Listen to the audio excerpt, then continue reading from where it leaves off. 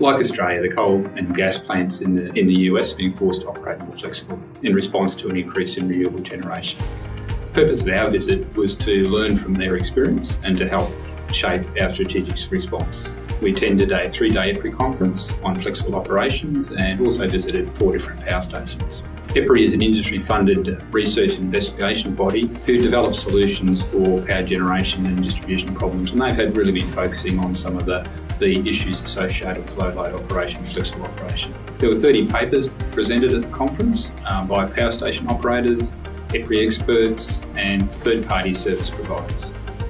The papers covered experience with operations in more flexible modes and the issues and damage mechanisms that have been identified. The site visits allowed us to have a more in-depth discussion with the site engineering and operations staff and focus on the key experiences that they have learned on the ground and actually see some results in action. So several of the plants that we visited had online plant optimizers.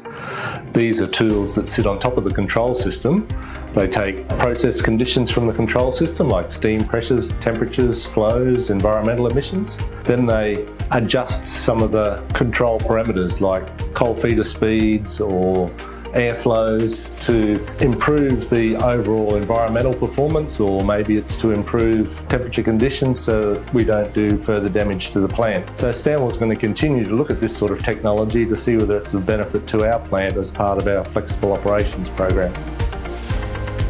Well, besides the gators, we went and had a look at Siemens Power Diagnostic Centre. It's a 24/7 control room that Siemens used to monitor power plants for customers in America and around the world. They have the technology to model what the expected plant performance should be, and then they can compare that with how the plant's actually operating and have a range of rules that alert them when plants deviating from where it should be. Stanwell has similar systems installed at Tarong with the Sentient system and at Swadbank with the Optimax, but we will look at installing that sort of technology in other plants also as part of our flexible plant operations.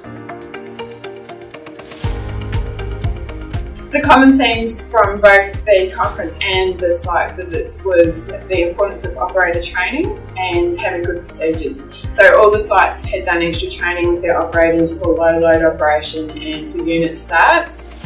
And some of the sites had actually only recently got a simulator, so they were finding that really useful. And we have a simulator for Tarong and for Stanwell, but we've only just started building one for Tarong North, so I think we'll find that really helpful as we progress with low load operation.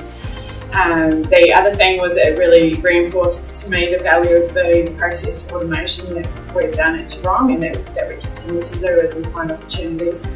So that really helps with to standardise processes for operators.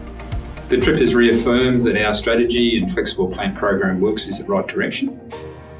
The increased turndown and low load operation is really important for us as it will avoid those high cost impacts of cycling units. The findings from our low load trials that we've been conducted at both Stanwell and Tarong power stations are really consistent with the experiences that the people in the US have also seen. The site visits and presentations have identified a range of opportunities and risks that we will factor into our program of works in the future. Also made some really useful contacts who we will continue to communicate with on specific technical issues.